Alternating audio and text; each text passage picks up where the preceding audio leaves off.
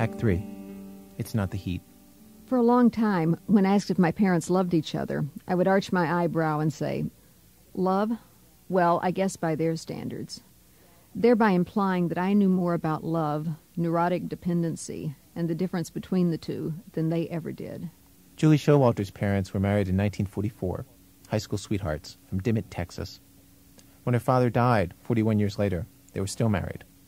In between, they had 3 daughters and divorced each other twice. This is our program, of course, about our parents' romances, and Julie remembers hers this way. Because she was beautiful, he wanted her to be glamorous. When we were the poorest we ever were, living on a turkey farm in a 4-room house with linoleum floors, he bought her a silver tea and coffee service for Christmas.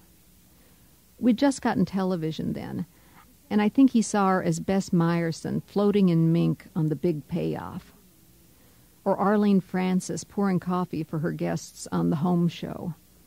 Another year he did buy her mink, a cape from Sears. She exchanged it for a gas range. They were hot, an embarrassment to growing daughters.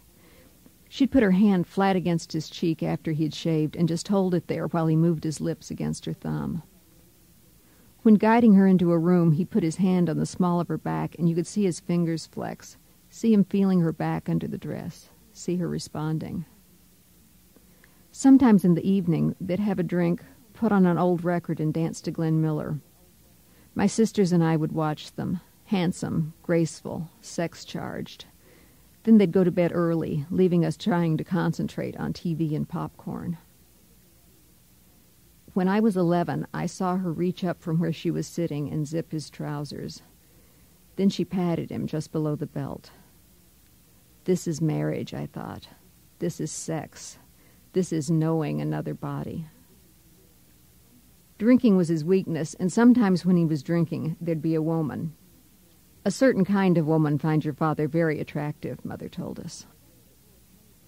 Their second divorce may have been the shortest in Missouri history. The day after it was final, a week after she'd sent her diamond rings out to be reset, rings, by the way, that she was still paying off, another one of his flamboyant gifts, the next day, she took him back. Literally took him. I was 19, the oldest, so she made me drive. "We're going to get your father," she said. We knew where he was. He was with Lorna, one of those women.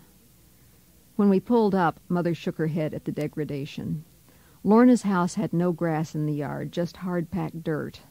An old wringer washer that someone had tried to make into a planter sat on the sagging front porch. Mother sent me ahead. "Make sure he's in there." Through the screen door, I could see 6 men playing cards. My eyes adjusted enough to pick out Daddy. He looked loose, happy, drinking but not drunk. Lorna came in from the kitchen carrying a bowl of potato chips. "Julie," she said, "come on in. Look, Bill," she turned to Daddy. "Julie's come to see us." He started to get up, but his attention was drawn to the front porch. Mother stood in the open screen door with the sunlight behind her. She was wearing a white summer dress, cut straight and close to her body, and high heels that showed her long, slim calves. The sun made her red hair seem almost to vibrate. She looked cool, beautiful, elegant. Like Susie Parker, the model in the ads for Revlon's Fire and Ice. All the men in the room stared at her without talking. I looked from her to Lorna, a blousy woman with ink-black hair and mascara smeared under her eyes. Mother walked over and put her hand on Daddy's shoulder. "Come on, sweetie," she said. "We're taking you home." Julie Showalter. Her parents' remarriage lasted until her father died 18 years after this. Much of the story is told in Julie's novel, Needlework, which is looking for a publisher.